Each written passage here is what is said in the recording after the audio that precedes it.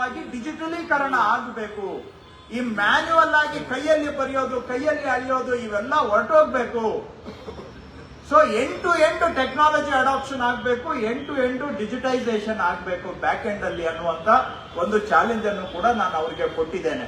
ಅದು ಟಿಪ್ಪಣಿ ಬರೆಯೋದಾಗ್ಲಿ, ಆಕಾರ ಬಂದಾಗ್ಲಿ, ಸ್ಕೆಚ್ ಆಗಲಿ, ಅದಕ್ಕೆ ಬೇಕಾದಂತ ಡಿಸ್ಕ್ರಿಪ್ಷನ್ ಆಗಲಿ, ಎಂಡ್ ಟು ಎಂಡ್ ಡಿಜಿಟೈಸ್ ಆಗಬೇಕು. ಇದರಿಂದ ನಮ್ಮ ಸಿಬ್ಬಂದಿ ಮೇಲೆ ಕೆಲಸದ ಒತ್ತಡ ಮೋರ್ ದೆನ್ 50% ಕಡಿಮೆ ಆಗುತ್ತೆ.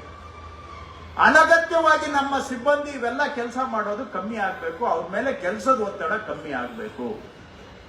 ಈ ಒಂದು ನಾನು ಟಾರ್ಗೆಟ್ ಅನ್ನ ಮಾನ್ಯ ಆಯುಕ್ತರಿಗೂ ಕೂಡ ಕೊಟ್ಟಿದ್ದೇನೆ. ಅವರು ಅದನ್ನ ಈ ವರ್ಷದ ಇನ್ನೊಂದು 6 ತಿಂಗಳಲ್ಲಿ ಎಂಡ್ ಟು ಎಂಡ್ ನಾವು ಡಿಜಿಟೈಸ್ ಮಾಡ್ತೇವೆ ಅನ್ನುವಂತ ಚಾಲೆಂಜ್ ಅನ್ನ ಅವರು ಸ್ವೀಕಾರ ಮಾಡಿದ್ದಾರೆ. ಸೊ ಈ ರೀತಿಯಾಗಿ ಸರ್ವೆ ಇಲಾಖೆ ಇದು ಒಂದು ರೀತಿ ಫೌಂಡೇಶನ್ ಇದ್ದ ಹಾಗೆ. ಅದು ರೆವಿನ್ಯೂಗೂ ಫೌಂಡೇಶನ್, ಅರ್ಬನ್ ಡೆವಲಪ್ಮೆಂಟ್ಗೂ ಫೌಂಡೇಶನ್, ಗ್ರಾಮ ಪಂಚಾಯಿತಿಗಳಿಗೂ ಫೌಂಡೇಶನ್, ಎಲ್ಲವೂ ಕೂಡ ಇದರ ಆಧಾರದ ಮೇಲೆ ಇರೋದ್ರಿಂದ ಈ ರೀತಿಯಾಗಿ ಒಂದು ಗಣನೀಯವಾದಂತಹ ಬದಲಾವಣೆ ತರಬೇಕು ಅನ್ನುವ ದಿಕ್ಕಿನಲ್ಲಿ ನಾವು ಹೆಜ್ಜೆಯನ್ನ ಇಟ್ಟಿದ್ದೇವೆ.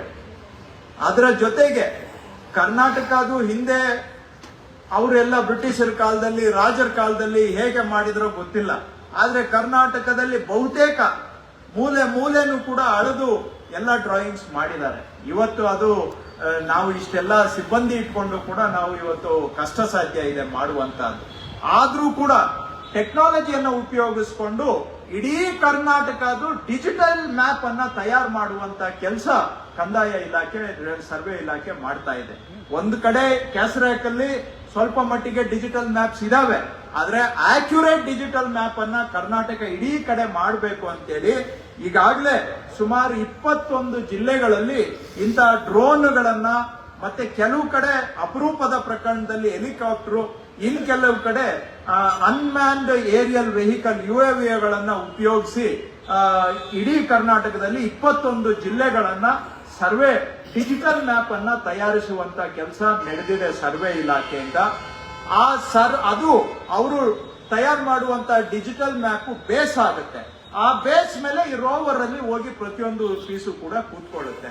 So entire end to end ಅವಾಗ ನಾವು ಡಿಜಿಟಲ್ ಮ್ಯಾಪ್ ಕರ್ನಾಟಕದ ಸಿಕ್ಕದಾಗೆ ಆಗುತ್ತೆ. ಕರ್ನಾಟಕದಲ್ಲಿ ಏನು ಸುಮಾರು 4,8,00,000 ಸರ್ವೆ ನಂಬರ್ಗಳಿದಾವೆ. ನಮ್ಮದು ಗುರಿ ಏನಂದ್ರೆ ಪ್ರತಿಯೊಂದು ಸರ್ವೆ ನಂಬರ್ಗೂ ಕೂಡ ಡಿಜಿಟಲ್ ಮ್ಯಾಪ್ ಆಗ್ಬೇಕು ಮುಂದಿನ ದಿನಗಳಲ್ಲಿ. ಒಂದ್ ಲೆವೆಲ್ ಈಗ ಇನ್ನು ಮುಂದೆ ಆಗುವಂತವೆಲ್ಲವೂ ಕೂಡ ಡಿಜಿಟಲ್ ಆಗಿನೇ ಮ್ಯಾಪ್ ಆಗ್ಬೇಕು, ಡಿಜಿಟಲ್ ಆಗಿ ಹಿಸ್ಸಾ ಆಗ್ಬೇಕು, ಅದು ಹೋಗಿ ಡಿಜಿಟಲ್ ಮ್ಯಾಪ್ ಮೇಲೆ ಕೂತ್ಕೋಬೇಕು.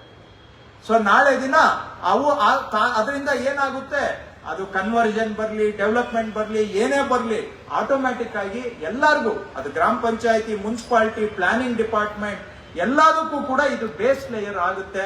ಆವಾಗ ಪ್ಲಾನಿಂಗ್ ಪರ್ಪಸಸ್ಗೂ ಕೂಡ ಬಹಳ ಅನುಕೂಲ ಆಗುತ್ತೆ ಅಂತೇಳಿ ಈಗಾಗಲೇ 21 ಜಿಲ್ಲೆಗಳಲ್ಲಿ ಸುಮಾರು 21,710 ಗ್ರಾಮಗಳು ಡ್ರೋನ್ ಸರ್ವೆ ಮಾಡುವಂತ ಕೆಲಸವನ್ನ ಸರ್ವೆ ಇಲಾಖೆ ಮುಗಿದಿದೆ. ಇದು ಈ ಬಾರಿ ನಾವು ಮಾಡಿದ್ರೆ ಬಹುಶಃ ಬರೋ ಒಂದು 50 ವರ್ಷಕ್ಕೆ ಒಂದು ಬೇಸ್ ಲೇಯರ್ ಅನ್ನ ನಾವು ಕ್ರಿಯೇಟ್ ಮಾಡ್ದಂಗೆ ಆಗುತ್ತೆ. ಇದು ಡಿಜಿಟಲ್ ರೂಪದಲ್ಲಿ ಇರೋದ್ರಿಂದ ಬಹಳ ಅನುಕೂಲ ಆಗುತ್ತೆ. ಜೊತೆಗೆ ಅವರು ಆಗ್ಲೇ ಮಾತಾಡ್ತಾ ಹೇಳಿದ್ರು, ಸೆಕ್ರೆಟರಿ ಅವರು ಹೇಳಿದ್ರು, ಹಿಂದೆ ನಾವು ಕೃಷಿ ಭೂಮಿಯನ್ನ ಸರ್ವೆ ಮಾಡಿದ್ದೇವೆ, ಆದ್ರೆ ಗ್ರಾಮ ಠಾಣಾಗೆ ಒಂದು ಬೌಂಡ್ರಿ ಹಾಕ್ಬಿಟ್ಟು ಆ ಗ್ರಾಮ ಠಾಣಾ ಬೌಂಡ್ರಿ ಒಳಗಡೆ ಸರ್ವೆನೇ ಇಲ್ಲ. ಯಾವ ಮನೆಗೆ ಏನು, ಅದು ಅಲ್ಲಿ ಕಾಲುವೆ ಎಲ್ಲಿ ಬರುತ್ತೆ, ರಸ್ತೆ ಎಲ್ಲಿದೆ, ಏನೂ ಇಲ್ಲ. ನೀವು ಯಾವುದೇ ಗ್ರಾಮ ನಕ್ಷೆ ತೆಗೆದು ನೋಡಿ, ಆ ನಕಾಶೆಯಲ್ಲಿ ಊರು ಅಂತ ಹಿಂಗ್ ತೋರಿಸಿರ್ತಾರೆ ಬಿಟ್ರೆ ಊರೊಳಗಡೆ ರೋಡು ಇಲ್ಲ, ಕಾಲುವೆನೂ ಇಲ್ಲ, ಏನು ಯಾರ ಜಮೀನು ಎಷ್ಟು ಅಂತ ಕೂಡ ಮಾರ್ಕಿಂಗ್ ಇಲ್ಲ. ಈಗ ಇದಕ್ಕೆ ಒಂದು ಶಾಶ್ವತ ಪರಿಹಾರ ಕೊಡಬೇಕು ಅಂತೇಳಿ ಸ್ವಾಮಿತ್ವ ಯೋಜನೆಯಲ್ಲಿ ಈಗ 31 ಜಿಲ್ಲೆಗಳಲ್ಲೂ ಕೂಡ ಗ್ರಾಮ ಠಾಣಾ ಸರ್ವೆಯ ಕೆಲಸವನ್ನು ಕೂಡ ನಾವು ಸ್ವಾಮಿತ್ವ ಯೋಜನೆಯಲ್ಲಿ ಮಾಡ್ತಾ ಇದ್ದೇವೆ. ಈಗಾಗಲೇ ಸುಮಾರು 30,715 ಗ್ರಾಮಗಳಲ್ಲಿ ಈ ಸ್ವಾಮಿತ್ವ ಡ್ರೋನ್ ಮುಖಾಂತರ ಸರ್ವೆ ಮಾಡುವಂತಹ ಕೆಲಸ ಸುಮಾರು 17,971 ಗ್ರಾಮಗಳಲ್ಲಿ ಆಗಿದೆ. ನೆಕ್ಸ್ಟ್ ಅವರಿಗೆ ಈ ಡ್ರೋನ್ ಮುಖಾಂತರ ಸರ್ವೆ ಮಾಡೋ ಕೆಲಸ ಗ್ರಾಮ ಠಾಣಾಗಳಿಗೆ ಈ ಮಾರ್ಚ್ ಎಂಡ್ಗೆ ಮುಗಿಸಿ ಆದಷ್ಟು 26ನೇ ಇಸ್ವಿ ಮಾರ್ಚ್ ಎಂಡ್ಗೆ ಅಲ್ಲಿ ಇರುವಂತ ಎಲ್ಲಾ ಮನೆಗಳಿಗೂ ಒಂದು ಪ್ರಾಪರ್ಟಿ ID ಕಾರ್ಡ್ ಅನ್ನ ಕೊಡಬೇಕು, ಸ್ವಾಮಿತ್ವ ಕಾರ್ಡ್ ಅನ್ನ ಪ್ರಾಪರ್ಟಿ ಕಾರ್ಡ್ ಅನ್ನ ಕೊಡಬೇಕು ಅನ್ನುವಂತ ಟಾರ್ಗೆಟ್ ಇಟ್ಕೊಂಡಿದ್ದೇವೆ. ಅದು ಆದ್ರೆ ಆವಾಗ ಇನ್ನಷ್ಟು ನಮ್ಗೆ ಆಡಳಿತದಲ್ಲಿ ಬಹಳ ಸುಧಾರಣೆ ತರಲಿಕ್ಕೆ, ನಮ್ಮ ಒಂದು ಇಲಾಖೆಗಲ್ಲ ಇಡೀ ಸರ್ಕಾರಕ್ಕೆ ಒಂದು ದೊಡ್ಡ ಬೇಸ್ ಲೇಯರ್ ಅನ್ನ ಕ್ರಿಯೇಟ್ ಮಾಡಿದಾಗೆ ಆಗುತ್ತೆ. ಆ ಕೆಲಸವನ್ನು ಕೂಡ ನಾವು ಮಾಡ್ತಾ ಇದ್ದೇವೆ. ಸೊ ಆದಷ್ಟು ಬರೋ ವರ್ಷದಲ್ಲಿ ಅವರಿಗೆಲ್ಲ ಪ್ರಾಪರ್ಟಿ ID ಕಾರ್ಡ್ ಅನ್ನ ಕೊಡಬೇಕು. ಆ ಪ್ರಾಪರ್ಟಿ ID ಕಾರ್ಡ್ ಅಲ್ಲಿ ಅವ್ರ ಜಮೀನ್ ಅವ್ರದ್ದು ಮನೆ ವಿಸ್ತೀರ್ಣ ಇರುತ್ತೆ, ಅವ್ರದ್ದು ಮನೆಯದು ಫೋಟೋ ಇರುತ್ತೆ, ಸ್ಕೆಚ್ ಇರುತ್ತೆ, ಇವೆಲ್ಲ ಸಮೇತ ಅವರಿಗೆ ಕೊಡುವಂತ ಕೆಲಸವನ್ನು ಕೂಡ ಮಾಡ್ತಾ ಇದ್ದೇವೆ. ಇದಕ್ಕೂ ಕೂಡ ಟೆಕ್ನಾಲಜಿ ಬೇಸ್ಡ್ ಆಗಿ ಮಾಡ್ತಾ ಇದ್ದೇವೆ. ಯಾಕೆ ಇದೆಲ್ಲ ಟೆಕ್ನಾಲಜಿ ಜಾಸ್ತಿ ಉಪಯೋಗಿಸ್ತಾ ಇದೀವಿ ಅಂದ್ರೆ, ಪ್ರಿನ್ಸಿಪಲ್ ಸೆಕ್ರೆಟರಿ ಅವರು ಆಗ್ಲೇ ಮಾತಾಡ್ತಾ ಹೇಳಿದ್ರು, ಈಗ ರೆವಿನ್ಯೂ ಇಲಾಖೆಯಲ್ಲಿ ಅವರ ರೆಕಾರ್ಡ್ಸ್ನೆಲ್ಲ ನಾವೀಗ ಕ್ಲೀನ್ ಅಪ್ ಮಾಡ್ತಾ ಇದ್ದೇವೆ. ನಾಳೆ ಅದೆಲ್ಲ ರೆಕಾರ್ಡ್ ಕ್ಲೀನ್ ಅಪ್ ಆದಾಗ ಅವೆಲ್ಲ ಸರ್ವೆಗೆ ಇವ್ರ ಸರ್ವೆ ಡಿಪಾರ್ಟ್ಮೆಂಟ್ಗೆ ಬರುತ್ತೆ. ಸೊ ಹಾಗಾಗಿ ಆ ವರ್ಕ್ ಲೋಡ್ ಅನ್ನ ಹ್ಯಾಂಡಲ್ ಮಾಡಬೇಕು ಅಂತ ಹೇಳಿದ್ರೆ ನಾವು ಇರೋ ಸಿಬ್ಬಂದಿ ಮೇಲೆ ಹೆಚ್ಚಿಗೆ ಒತ್ತಡ ಆಗಬಾರದು ಅಂತ ಹೇಳಿದ್ರೆ ಟೆಕ್ನಾಲಜಿಯನ್ನ ಯೂಸ್ ಮಾಡಿದ್ರೆ ಮಾತ್ರ ಕೆಲಸವನ್ನ ಮಾಡಲಿಕ್ಕೆ ಸಾಧ್ಯ. ಆ ಕಾರಣದಿಂದ ಇವತ್ತು ಟೆಕ್ನಾಲಜಿ ಇನ್ಫ್ಯೂಷನ್ ಮುಖಾಂತರ ಹೆಚ್ಚಿನ ಕೆಲಸ ಮಾಡುವಂತ ಕೆಪಾಸಿಟಿಯನ್ನ ಸರ್ವೆ ಡಿಪಾರ್ಟ್ಮೆಂಟ್ ನಲ್ಲಿ ನಾವು ಕ್ರಿಯೇಟ್ ಮಾಡ್ತಾ ಇದ್ದೇವೆ. ಇವತ್ತು ಇದಕ್ಕೆ ಮೊದಲು ಈಗ ಬಾಕಿ ಇರುವಂತ ಕೆಲಸಗಳು ಏನಿದಾವೆ ನಮ್ಮ ಇಲಾಖೆಯಲ್ಲಿ, ಉದಾಹರಣೆಗೆ ತಮ್ಗೆ ಗೊತ್ತಿದೆ, ಈ ನಮ್ಮ ಡಿಪಾರ್ಟ್ಮೆಂಟ್ ಅಲ್ಲಿ ಕಮಿಷನರ್ ಹೇಳಿದಂಗೆ ಒಂದ್ ದಿನಕ್ಕೆ ಸುಮಾರು 1 ಲಕ್ಷನ ಎಷ್ಟು ಹೇಳಿದ್ ನೀವು, 8,000 ಒಂದಲ್ಲ ಒಂದು ಅಳತೆ ಮಾಡ್ತೇವೆ. 8,000 ಅಂದ್ರೆ ಅದರಲ್ಲಿ ಲವೆನಿ ಸ್ಕೆಚ್ದು ಸೇರಿರ್ತದೆ, ಹದ್ಬಸ್ತು ಸೇರಿರ್ತದೆ, ಕೆಲವು ಪೋಡಿ ಪ್ರಕರಣಗಳು ಕೂಡ ಸೇರಿರ್ತವೆ, ಲ್ಯಾಂಡ್ ಅಕ್ವಿಸಿಷನ್ ಇವೆಲ್ಲವೂ ಕೂಡ. ಹಿಂದೆ ನಮ್ಮ ಸರ್ಕಾರ ಬಂದಾಗ ಆರಂಭದಲ್ಲಿ ಒಂದು ಲವೆನಿ ಸ್ಕೆಚ್ ಮಾಡಬೇಕು ಅಂತ ಹೇಳಿದ್ರೆ 90 ದಿನ ವೇಟಿಂಗ್ ಪೀರಿಯಡ್ ಇತ್ತು. ನಮ್ಮ ಸರ್ಕಾರ ಬಂದಾಗ 90 ದಿನ ವೇಟಿಂಗ್ ಪೀರಿಯಡ್. ಇವತ್ತು ನಾವು ನಮ್ಮ ಇಡೀ team with the help of survey department, ಅದು DDLR ಇರ್ಬೋದು, ADLR ಇರ್ಬೋದು, ಸರ್ವೇಯರ್ ಇರ್ಬೋದು, ಲೈಸೆನ್ಸ್ ಸರ್ವೇಯರ್, ನಾವೆಲ್ಲ ಒಂದು ಟೀಮ್. ಹಿಂದೆ 90 ದಿನ ತೆಗೆದುಕೊಳ್ತಾ ಇದ್ದಂತ ಲೆವೆನಿ ಸ್ಕೆಚ್ ಇವತ್ತು ಸರಾಸರಿ 30 ದಿನದ ಒಳಗಡೆ ಮಾಡಿಕೊಡ್ತಾ ಇದ್ದೇವೆ ನಾವು. 90 ಡೇಸ್ ಇದ್ದಿದ್ದು 30 ಡೇಸ್ಗೆ ಇಳಿಸಿದ್ದೇವೆ. ಅದೇ ಹದ್ದುಬಸ್ತಿಗೆ ನಮ್ಮ ಸರ್ಕಾರ ಬಂದಾಗ ಹಿಂದೆ ಅಂದ್ರೆ ಹಿಂದಿನ ಸರ್ಕಾರದಲ್ಲಿ ಒಂದು ಹದ್ದುಬಸ್ತು ಮಾಡೋದಿಕ್ಕೆ 120ರಿಂದ 180 ದಿನ ಸರಾಸರಿ ತಗೊಳ್ತಾ ಇತ್ತು. ಕೆಲವು ಕೇಸು ಇಲ್ಲಿ DDLRಗಳಿದ್ದಾರೆ, ಅವ್ರು ಹೇಳ್ತಾರೆ ಕೆಲವು ಕೇಸು 2 ವರ್ಷ ತಗೊಳ್ತಾ ಇತ್ತು. ನಾನು ಮೊನ್ನೆ ಒಬ್ಬ DDLR ಕೇಳಿದೆ, ಯಾಕಪ್ಪ ಡಿಸ್ಪ್ಯೂಟ್ ಕೇಸ ಅಂತ. ಇಲ್ಲ ಸರ್. ಮತ್ತೆ ಯಾಕ್ರಿ 2 ವರ್ಷ ಅಂದ್ರೆ, ಇಲ್ಲ ಸರ್ ಅವ್ರದ್ದು ಫಿಫೋನಲ್ಲಿ ಇಲ್ಲ, ಅವ್ರು ಬರೋದಕ್ಕೆ 2 ವರ್ಷ ಟೈಮ್ ತಗೋತಾ ಇತ್ತು. ಇಡೀ ರಾಜ್ಯದಲ್ಲಿ ನೋಡಿದಾಗ 150 ದಿನ ತೆಗೆದುಕೊಳ್ತಾ ಇತ್ತು ಒಂದು ಹದ್ಬಸ್ತ್ ಕೇಸನ್ನ ಮಾಡ್ಕೊಡ್ಲಿಕ್ಕೆ. ಇವತ್ತು ಅಂತ ಹದ್ಬಸ್ತ್ ಕೇಸುಗಳನ್ನ ಬರೀ 45 ದಿನದಲ್ಲಿ ಮಾಡ್ತಾ ಇದ್ದೇವೆ. 45 ದಿನದಲ್ಲಿ ಆಗ್ತಾ ಇದೆ. ಇದೆಲ್ಲ ನಮ್ಮ ಯಾರು ಬೇಕಾದ್ರೂ ನೀವು RTI ಹಾಕಿದ್ರು ಕೊಡ್ತೇನೆ, ಬರೀ ನಾನು ಭಾಷಣ ಕೇಳೋದಲ್ಲ. ಯಾಕಂದ್ರೆ ಇದೆಲ್ಲ ಮೋಜಣಿಯಲ್ಲಿ ಯಾವ ತಿಂಗಳಲ್ಲಿ ಎಷ್ಟು ದಿನ ಒಂದು ಅರ್ಜಿ ಪೆಂಡಿಂಗ್ ಇತ್ತು ಅಂತ ಎಲ್ಲ ಮೋಜಣಿಯಲ್ಲಿ ರೆಕಾರ್ಡ್ ಆಗಿದೆ. ಮೋಜಣಿ ಅಂದ್ರೆ ನಮ್ದು ಸಾಫ್ಟ್ವೇರ್, ವರ್ಕ್ ಫ್ಲೋ ಸಾಫ್ಟ್ವೇರ್, ಅದು ಅದರಲ್ಲಿ ರೆಕಾರ್ಡ್ ಆಗಿದೆ. ನೀವು RTI ಹಾಕಿ ಬೇಕಾದ್ರೆ ಇನ್ಫಾರ್ಮೇಶನ್ ತಗೋಬಹುದು. ಹಿಂದೆ ಎಷ್ಟು ದಿನ, ಮೊನ್ನೆ ಆ ಹಾವೇರಿ DDLRಗೆ ಮಾತಾಡಿದೆ, ಅವರು ಹೇಳಿದ್ರು ಸರ್ ಜೂನ್ ತಿಂಗಳು 2023ರಲ್ಲಿ 2 ವರ್ಷ ತಗೋತಾ ಇತ್ತು ಒಂದು ಹದ್ಬಸ್ತಿಗೆ, ಇವತ್ತು 16 ದಿನದಲ್ಲಿ ಹದ್ಬಸ್ತಿಗೆ ಬರ್ತಾ ಇದೆ ಅರ್ಜಿ ಅಂತ, ವಿತಿನ್ 16 ಡೇಸ್ ಹಾವೇರಿ DDLR ಹೇಳಿ. ಸೊ ಇದು ವಿತೌಟ್ ಟೆಕ್ನಾಲಜಿ ಇನ್ಫ್ಯೂಷನ್, ಜಸ್ಟ್ ನಮ್ಮ ಟೀಮ್ ಎಫರ್ಟ್ ಇಂದ ನಮ್ಮ ಸರ್ವೆ ಇಲಾಖೆಯವರು ಈ ಪ್ರೋಗ್ರೆಸ್ ಅನ್ನ ಮಾಡಿದ್ದಾರೆ. ತಮ್ಗೆ ಗೊತ್ತಿರೋ ಹಾಗೆ ರಾಜ್ಯದಲ್ಲಿ ನಾವು ಪೋಡಿ ದುರಸ್ತ ಅಭಿಯಾನವನ್ನ, ನನ್ನ ಭೂಮಿ ಅಂತ ಪೋಡಿ ದುರಸ್ತ ಅಭಿಯಾನ ಆರಂಭ ಮಾಡಿದ್ದೇವೆ. ಅದರಲ್ಲೂ ಕೂಡ ನಾನು ಸರ್ವೆ ಕಮಿಷನರ್ಗೆ ಕೇಳಿದೆ, ಏನು ಕಳೆದ 5 ವರ್ಷದಲ್ಲಿ ರಾಜ್ಯದಲ್ಲಿ ಎಷ್ಟು ಪೋಡಿ ದುರಸ್ತು ಆಗಿತ್ತು ಜಮೀನುಗಳಿಗೆ ಅಂತ ಕೇಳಿದೆ. ಅವರು 5 ವರ್ಷದಲ್ಲಿ 5,813 ದುರಸ್ತು ಪ್ರಕರಣ ವಿಲೆ ಮಾಡಿದ್ದಾರೆ ಸರ್ವೆ ಇಲಾಖೆಯಲ್ಲಿ. 5 ವರ್ಷದಲ್ಲಿ. ಹೋದ ಡಿಸೆಂಬರ್ಗೆ ಮೊದಲು 5 ವರ್ಷದಲ್ಲಿ 5813 ಕೇಸ್ ಮಾಡಿದ್ರೆ ಬರೀ ಡಿಸೆಂಬರ್ ಜಾನ್ಯುವರಿ 2 ತಿಂಗಳಲ್ಲಿ ನಮ್ಮ ಕೋಡಿ ದುರಸ್ತು ಅಭಿಯಾನ ಆರಂಭ ಆದ 2 ತಿಂಗಳಲ್ಲಿ 4799 ಮಾಡಿದ್ದಾರೆ.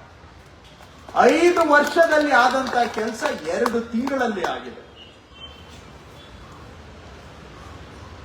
ಸೊ ಇದನ್ನು ಆದ್ರೂ ಕೂಡ ಒಂದು ಕಡೆ ಕೆಲಸದ ಒತ್ತಡನೂ ಇದೆ ನಮ್ಮ ಮೇಲೆ, ನಮ್ಮ ಸಿಬ್ಬಂದಿ ಮೇಲೆ. ಅವರ ಒತ್ತಡನೂ ಕಡಿಮೆ ಮಾಡಬೇಕು. ನಾಳೆ ಕೆಲಸದ ಸಂಖ್ಯೆನೂ ಹೆಚ್ಚಾಗುವ ಸಾಧ್ಯತೆಗಳಿದಾವೆ. ಅದಕ್ಕೆ ತಕ್ಕ ಹಾಗೆ ಜನಗಳಿಗೂ ಬೇಗ ಕೆಲಸ ಆಗಬೇಕು ಅಂದ್ರೆ ನಾವು ತಂತ್ರಜ್ಞಾನವನ್ನ ಬಳಸ್ಕೊಳ್ಳೇಬೇಕು, ಅನಿವಾರ್ಯ ಅನ್ನೋ ದೃಷ್ಟಿಯಿಂದ ಇವತ್ತು ಇವೆಲ್ಲವನ್ನು ಕೂಡ ನಾವು ಕ್ಯಾಬಿನೆಟ್ ಅಲ್ಲಿ ಹೋಗಿ ಅಪ್ರೂವಲ್ ತಗೊಂಡು ಇವತ್ತು 465 ರೋವರ್ಸ್ ಅನ್ನ ಇವತ್ತು ವಿತರಣೆ ಮಾಡುವಂತ ಕೆಲಸ ನಾವು ಮಾಡ್ತಾ ಇದ್ದೇವೆ. ಇನ್ನು ಮಾತಾಡ್ತಾ ಹೋದ್ರೆ ಮಾತಾಡುವಂತದ್ದು ಬಹಳ ಇದೆ. ಆದ್ರೆ ನಮ್ಮ ಸರ್ವೆ ಇಲಾಖೆ ಹಿಸ್ಟಾರಿಕಲಿ ಏನೇ ಇರ್ಬೋದು, ಟೀಕೆ ಟಿಪ್ಪಣಿಗಳು ಇರ್ತವೆ, ಇಲ್ಲ ಅಂತಲ್ಲ. ತಪ್ಪುಗಳು, ನಾವು ಮನುಷ್ಯರು ಅಂದ್ಮೇಲೆ ನಾವೆಲ್ಲ ತಪ್ಪುಗಳು ಎಲ್ಲ ಉಪ್ಪು ತಿಂದವ್ರೆ, ಉಪ್ಪು ತಿಂದೇ ಇರೋರು ಯಾರು ಇಲ್ಲ. ಹಾಗಾಗಿ ಎಲ್ಲಾರ್ದು ಪ್ಲಸ್ ಮೈನಸ್ಗಳು ಎಲ್ಲ ಇರ್ತದೆ. ಆದ್ರೆ ಇವತ್ತು ನಮ್ಮ ಸರ್ಕಾರದಲ್ಲಿ ಮಾನ್ಯ ಮುಖ್ಯಮಂತ್ರಿಗಳ ಆಶಯದಂತೆ ನಮ್ಮ ಸರ್ವೆ ಇಲಾಖೆ ಆದಷ್ಟು ತಮ್ಮಲ್ಲಿ ತಾವು ಬದಲಾವಣೆಯನ್ನ ಮಾಡಿಕೊಂಡು ಜನಪರವಾಗಿ ಕೆಲಸ ಮಾಡುವಂತ ಸಂಪೂರ್ಣ ಪ್ರಯತ್ನ ನಮ್ಮ ಸರ್ವೆ ಇಲಾಖೆ ಮಾಡ್ತಾ ಇದೆ ಅನ್ನೋದನ್ನ ನಾನು ಗಟ್ಟಿಯಾಗಿ ಹೇಳಲಿಕ್ಕೆ ಬಯಸ್ತೇನೆ. ಅದು ಬರೀ ಸೆಕ್ರೆಟರಿ ಅವರು ಅಷ್ಟೇ ಅಲ್ಲ, ಕಮಿಷನರ್ ಅಷ್ಟೇ ಅಲ್ಲ, ನಾನು ಆಗ್ಲೇ ಹೇಳಿದಾಗೆ ಎಲ್ಲ ಸೀನಿಯರ್ ಆಫೀಸರ್ಸ್ ಆಗಲಿ, DDLR, ADLR ಇಂದ ಹಿಡಿದು ಗವರ್ಮೆಂಟ್ ಸರ್ವೇಯರ್ಸ್ ವರ್ಗೂ ಕೂಡ. ಯಾಕಂದ್ರೆ ನಾವು 90 ದಿನ ಇದ್ದಿದ್ದು 30 ದಿನಕ್ಕೆ ಇಳಿಸ್ಬೇಕು ಅಂದ್ರೆ ನಾನ್ ಕುತ್ಕೊಂಡು ಮಾಡಕ್ ಆಗೋದಿಲ್ಲ. ನಮ್ಮ ಸರ್ವೇಯರ್ಸ್ ADLRಗಳು ಮಾಡದೆ ನಾನ್ ಮಾಡಕ್ ಆಗೋದಿಲ್ಲ. 150 ದಿನ ಇದ್ದಿದ್ದು 45 ದಿನಕ್ಕೆ ಇಳಿಸಿದೆ. 5 ವರ್ಷದಲ್ಲಿ ಆದಷ್ಟು ದುರಸ್ತು ಪ್ರಕರಣ ಬರೀ 2 ತಿಂಗಳಲ್ಲಿ ಮಾಡಿದ್ದೇವೆ. ಇದೆಲ್ಲ ಮಾಡಬೇಕು ಆದ್ರೆ ನಮ್ಮ ಇಡೀ ಲೈಸೆನ್ಸ್ ಸರ್ವೇಯರ್ ಇಂದ ಹಿಡಿದು ಪ್ರಿನ್ಸಿಪಲ್ ಸೆಕ್ರೆಟರಿಯಿಂದ ನಮ್ಮವರೆಗೆ ಎಲ್ಲರೂ ನಾವು ಟೀಮ್ ಆಗಿ ಕೆಲಸ ಮಾಡಲಿಲ್ಲ ಅಂದ್ರೆ ಆಗೋದಿಲ್ಲ. ಯಾರು ನಾವು ಪರ್ಫೆಕ್ಟ್ ಅಲ್ಲ. ಆದ್ರೆ ಇರೋದ್ರಲ್ಲಿ ಏನೋ ಒಂದು ಈ ರೀತಿಯ ನಾವು ಅವರಿಗೆ ಮ್ಯಾಂಡೇಟ್ ಕೊಟ್ಟಾಗ ಅವ್ರು ಮಾಡ್ತಾ ಇದ್ದಾರೆ. ಹಿಂದೆ ಇದ್ದವರು ಯಾಕೆ ಮ್ಯಾಂಡೇಟ್ ಕೊಡ್ಲಿಲ್ಲ, ಯಾಕೆ ಕೇಳಲಿಲ್ಲ, ಯಾಕೆ ರಿವ್ಯೂ ಮಾಡಲಿಲ್ಲ? ಹಾಗಾಗಿ ಅವ್ರ ಮೇಲೆ ಇರೋರು ಯಜಮಾನರು ಸರಿ ಇದ್ರೆ ಕೆಳಗಡೆ ಇರೋರು ಸರಿ, ಮನೆ ಸರಿ ಇರ್ತದೆ. ಅದಕ್ಕೆ ತಕ್ಕಂಗೆ ಅವತ್ತು ಕಾಲ ಆಗಿತ್ತು, ಹಾಗಾಗಿ ಅವತ್ತಿನ ದಿನ ಹಂಗೆ ಮಾಡಿರ್ಬೋದು. ಆದ್ರೆ ಇವತ್ತಂತೂ ನಾವು ಏನ್ ಅವ್ರಿಗೆ ಸಲಹೆ ಸೂಚನೆ ಕೊಡ್ತಾ ಇದ್ದೇವೆ ಅದರ ಪ್ರಕಾರ ಇವತ್ತು ನಮ್ಮ ಸರ್ವೆ ಇಲಾಖೆ ಕೆಲಸ ಮಾಡ್ತಾ ಇದೆ. ಅದನ್ನ ನಾವು ಅವ್ರು ಮಾಡೋ ಕೆಲಸವನ್ನ ನಾವು ಹೇಳಲೇಬೇಕಾಗುತ್ತೆ. ಯಾಕಂದ್ರೆ ಹಿಸ್ಟಾರಿಕಲಿ ಏನೇನೋ ಟೀಕೆ ಟಿಪ್ಪಣಿಗಳು ಇದಾವೆ, ಅದು ನನ್ಗೆ ಗೊತ್ತಿಲ್ಲ ಅಂತಲ್ಲ, ಇರಬಹುದು, ಅದೆಲ್ಲ ಇವತ್ತು ಇದಾವೆ, ಇಲ್ಲ ಅಂತಲ್ಲ. ಆದ್ರೂ ಕೂಡ ಇವೆಲ್ಲವುಗಳ ನಡುವೆಯೂ ಕೂಡ ಜನಪರವಾಗಿ ಕೆಲಸ ಮಾಡಬೇಕು ಅನ್ನೋ ದೃಢ ಸಂಕಲ್ಪ ಸರ್ವೆ ಇಲಾಖೆಯಲ್ಲಿ ಖಂಡಿತವಾಗಿ ಇದೆ ಅನ್ನೋದನ್ನ ನಾನು ಈ ಕಾರ್ಯಕ್ರಮದ ಮುಖಾಂತರ ಸಾರ್ವಜನಿಕರಿಗೂ ಕೂಡ ಹೇಳಲಿಕ್ಕೆ ಬಯಸ್ತೇನೆ. ಹಾಗಂತೇಳಿ ಎಲ್ಲ ಮಾಡ್ಬಿಟ್ಟಿದೀವಿ ಅಂತಲ್ಲ. ನಮ್ಮೇಲೆ ಈಗ ಯಾಕೆ ಇಷ್ಟೆಲ್ಲ ಸೆಕ್ರೆಟರಿ ಅವರು ಟೆಕ್ನಾಲಜಿ ಇನ್ಫ್ಯೂಷನ್ ಮಾಡ್ತಾ ಇದ್ದಾರೆ ಅಂದ್ರೆ ಇನ್ನೂ ನಮ್ಗೆ ಅಪ್ಕಮಿಂಗ್ ಇದೆ. ಈಗ ಅವರು ಆಗ್ಲೇ ಹೇಳಿದ್ರು, ರೆವಿನ್ಯೂ ಕಮಿಷನರ್ ಇಲ್ಲಿ ಇದ್ದಾರೆ. ಅಲ್ಲಿ ಏನಾಗಿದೆ, ಕರ್ನಾಟಕದಲ್ಲಿ ಒಂದು 22 ಲಕ್ಷ RTCಗಳಲ್ಲಿ ಎಲ್ಲ ಮಲ್ಟಿಪಲ್ ಓನರ್ಸ್ ಇದ್ದಾರೆ. ನಮ್ಮ ಕಂದಾಯದ ವಾಡಿಕೆ ಪ್ರಕಾರವಾಗಿ ಒಬ್ಬ ವ್ಯಕ್ತಿ ಒಂದು ಜಮೀನಿಗೆ ಒಂದು RTC ಇರಬೇಕು. ಆದ್ರೆ ನಮ್ಮಲ್ಲಿ ಎಲ್ಲ 22 ಲಕ್ಷದಲ್ಲಿ 60 ಲಕ್ಷ ಓನರ್ಸ್ ಇದ್ದಾರೆ. 22 ಲಕ್ಷ RTCಯಲ್ಲಿ 60 ಲಕ್ಷ ಓನರ್ಸ್ ಇದ್ದಾರೆ. ಅವ್ರನ್ನೆಲ್ಲ ಇವತ್ತಲ್ಲ ನಾಳೆ ಅವ್ರಿಗೆ ಸಪರೇಟ್ RTC ಮಾಡ್ಕೊಡ್ಲೇಬೇಕು. ಅದು ಮಾಡ್ಕೊಡ್ಬೇಕು ಅಂದ್ರೆ ಸರ್ವೆ ಇಂದ ಮಾಡ್ಕೊಡಕ್ ಆಗಲ್ಲ. ಅದು ದುರಸ್ತು ಕೋಡಿ ಇರ್ಬೋದು ಅಥವಾ ಹಿಡುವಳಿ ಕೋಡಿ ಇರ್ಬೋದು, ಇವೆರಡೂ ಮಾಡ್ಲೇಬೇಕಾಗುತ್ತೆ. ಸೊ ನಾಳೆ ಅದನ್ನೆಲ್ಲ ನಾವು ಕ್ಲೀನ್ ಅಪ್ ಮಾಡಬೇಕು ಅಂತ ಹೇಳಿದ್ರೆ ಸರ್ವೆ ಮೇಲೆನೂ ಕೂಡ ಅಷ್ಟೇ ಕೆಲಸ ಬರುತ್ತೆ.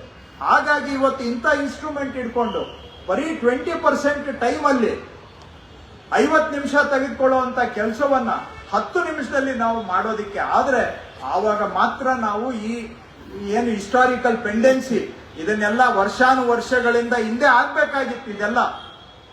ಇದು ಯಾವತ್ತು ಇವತ್ತಿಂದಲ್ಲ. ಇದು ಈಗ ನಾವು ಕೋಡಿ ದುರಸ್ತ್ ಮಾಡ್ತಾ ಇರೋದು 60 ವರ್ಷ ಹಳೆ ಕೇಸನ್ನು ನಾವು ಮಾಡ್ತಾ ಇದ್ದೀವಿ. ಇವತ್ತು 1961ನೇ ಇಸ್ವಿಯಲ್ಲಿ 62ನೇ ಇಸ್ವಿಯಲ್ಲಿ ಮಂಜೂರಾಗಿರೋ ದರಖಾಸ್ತು ಜಮೀನುಗಳಿಗೆ ಇವತ್ತು ನಾವು ಕೋಡಿ ಮಾಡಿಕೊಡ್ತಾ ಇದ್ದೀವಿ. ಇಷ್ಟು ದಿನ ಯಾಕೆ ಮಾಡಲಿಲ್ಲ? ಹಿಂದೆ ಇದ್ದವ್ರು ಕೇಳಲಿಲ್ಲ, ಮಾಡಲಿಲ್ಲ, ಮಾಡಿ ಅಂತ ಹೇಳಲಿಲ್ಲ, ಸರಳೀಕರಣ ಮಾಡಲಿಲ್ಲ.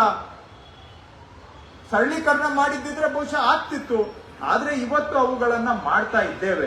ಮಾಡಬೇಕಾದಂತ ಕೆಲಸ ಇನ್ನೂ ಜಾಸ್ತಿ ಇದೆ ಅನ್ನೋದು ಕೂಡ ನಮ್ಮ ಗಮನದಲ್ಲಿ ಇದೆ, ಇಲ್ಲ ಅಂತಲ್ಲ. ಆದ್ರೆ ಆ ದಿಕ್ಕಿನಲ್ಲಿ ಸಂಪೂರ್ಣ ಪ್ರಯತ್ನವನ್ನ ಕಂದಾಯ ಇಲಾಖೆ ಸರ್ವೆ ವಿಭಾಗದವರು ಮಾಡ್ತಾ ಇದ್ದಾರೆ. ಅವರು ಇದೇ ರೀತಿಯಲ್ಲಿ ಸಹಕಾರ ಇರ್ಲಿ. ಯಾಕೆಂದ್ರೆ ನೀವು ಇಲ್ಲಿ ಕೂತಿದ್ದೀರಾ ಸರ್ವೆ ಇಲಾಖೆಯವರು, ನಾನು ಇಲ್ಲಿ ಮೈಕಲ್ಲಿ ನಿಂತಿದ್ದೇನೆ. ನಮ್ಮನ್ನೆಲ್ಲ ಕೂರಿಸಿದವರು ಜನ, ನನ್ನನ್ನು ಆಯ್ಕೆ ಮಾಡಿ ಇಲ್ಲಿ ನಿಲ್ಲಿಸಿದವರು ಜನ. ನಿಮ್ಗೆ ಅವರ ತೆರಿಗೆ ದುಡ್ಡಿನಿಂದ ನಿಮ್ಗೆ ಸಂಬಳ ಕೊಡ್ತಾ ಇರೋದು ಕೂಡ ಜನ. ಅಲ್ಟಿಮೇಟ್ಲಿ ನಾವೆಲ್ಲ ಅವರಿಗೆ ಉತ್ತರ ಕೊಡ್ಬೇಕು. ಅವ್ರಿಗೋಸ್ಕರ ಅವರು ನಮ್ಮನ್ನ ಇಲ್ಲಿ ಕೂರಿಸಿರೋ ಅಂತವ್ರು. ನಮ್ಮ ನಿಜವಾದ ಮಾಲೀಕರು ಯಾರು ಅಂದ್ರೆ ಅವರು. ಮೊನ್ನೆ ಅತೀಕ್ ಅವರು ನನ್ಗೊಂದು ಉದಾಹರಣೆ ಕೊಡ್ತಾ ಇದ್ರು. ಮಂಡ್ಯದಲ್ಲಿ DC ಆಗಿದ್ರಂತೆ, ಈಗ ACS ಇದ್ದಾರೆ CM ಅವ್ರಿಗೆ. ಅವರು ಈಗ ಮಾತಾಡ್ತಾ ಉತ್ತರ ಕೊಡ್ತಾ ಇದ್ರು. ಮಂಡ್ಯದಲ್ಲಿ ಈಗ ಒಂದು ಹಿಯರಿಂಗ್ ಮಾಡುವಾಗ ಅವಾಗ ನಂಜುಂಡಸ್ವಾಮಿ ಅವರು ಇದ್ರು. ಸೊ ನಂಜುಂಡಸ್ವಾಮಿ ಅವರು ಇದ್ರಂತೆ. ಇವರು ಏನೋ ಒಂದು ಲ್ಯಾಂಡ್ ಅಕ್ವಿಸಿಷನ್ ಹಿಯರಿಂಗ್ ಮಾಡುವಾಗ ಅವರು ರೈತ ಸಂಘದವರು ನೀವು ಮಾಡಬಾರ್ದು ಹಿಯರಿಂಗ್ ಅನ್ನ ಅಂತ ವಿರೋಧ ಮಾಡಿದ್ರಂತೆ. ಅದಕ್ಕೆ ನೋಡಿ, ನಾನು DC ಆಗಿ ನನ್ನ ಕೆಲಸ ನಾನು ಮೇಲ್ನವರು ನನ್ಗೆ ಹೇಳಿದ್ದಾರೆ ಪಬ್ಲಿಕ್ ಹಿಯರಿಂಗ್ ಮಾಡಬೇಕು ಅಂತ ನಾನು ಮಾಡ್ತಾ ಇದ್ದೀನಿ. ಅದಕ್ಕೆ ನಂಜುಂಡಸ್ವಾಮಿ ಅವರು ಹೇಳಿದ್ರಂತೆ, I am your pay master. ನಿಂಗೆ ನಾನು ನಿನ್ನ ಮಾಸ್ಟರ್ ಅಂದ್ರೆ ನಾನು ನಿನ್ನ ಮಾಲೀಕ. ಯಾಕಂದ್ರೆ ನನ್ನ ದುಡ್ಡಿನಲ್ಲಿ ನಿನ್ಗೆ ಸಂಬಳ ಬರ್ತಾ ಇರೋದು. ಸೊ ನೀವು ನನ್ಗೂ equally are answerable to me ಅಂತ. ಹಂಗೆ ನಮ್ಮ ಪೇ ಮಾಸ್ಟರ್ಸ್ ಯಾರು ಅಂದ್ರೆ ಈ ಕಾಂಪೌಂಡ್ ಇಂದ ಹೊರಗಡೆ ಇದಾರಲ್ಲ ಜನ, ಅವರು ನಮ್ಮ ಪೇ ಮಾಸ್ಟರ್ಸ್. ನನ್ನನ್ನು ಇಲ್ಲಿ ಕೂರಿಸಿರೋದು ಅವರೇ, ನಿಮ್ಮನ್ನ ಇಲ್ಲಿ ಕೂರಿಸಿರೋದು ಅವರೇ. ಅಲ್ಟಿಮೇಟ್ಲಿ ವಿ ಆಲ್ ಮಸ್ಟ್ ಅವ್ರಿಗೆ ನಾವು ಸೇವೆ ಮಾಡಬೇಕಾಗಿದೆ. ಹಾಗಾಗಿ ಅವ್ರನ್ನ ಮಾಡಬೇಕು ಅಂತ ಹೇಳಿದ್ರೆ ನಿಮ್ಮೆಲ್ಲರ ಸಹಕಾರ ಬಹಳ ಅವಶ್ಯಕ. ಇನ್ನೂ ಹೆಚ್ಚಿನ ಕೆಲಸ ನಾವೆಲ್ಲ ಸೇರಿ ಮಾಡಬೇಕಾಗುತ್ತೆ. ಒಟ್ಟಾರೆ ಖಂಡಿತವಾಗಿ ಪ್ರಗತಿಯ ದಿಕ್ಕಿನಲ್ಲಿ ಸಾಗ್ತಾ ಇದೆ. ಹಾಗಾಗಿ ಸೆಕ್ರೆಟರಿ ಅವರು, ಕಮಿಷನರ್ ಇಂದ ಹಿಡಿದು ಇಡೀ ಸರ್ವೆ ಇಲಾಖೆಗೆ ನಾನು ಅಭಿನಂದನೆ ಸಲ್ಲಿಸ್ತೇನೆ.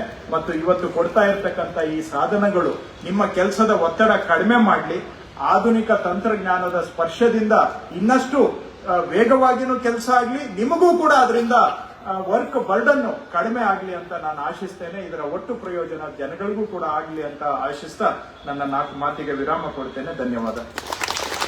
ಹೆಚ್ಚಿನ ವಿಡಿಯೋಗಳಿಗೆ ಪ್ರತಿಧ್ವನಿ ಯೂಟ್ಯೂಬ್ ಚಾನೆಲ್ ಸಬ್ಸ್ಕ್ರೈಬ್ ಮಾಡಿ, ಬೆಲ್ ಐಕಾನ್ ಕ್ಲಿಕ್ ಮಾಡಿ.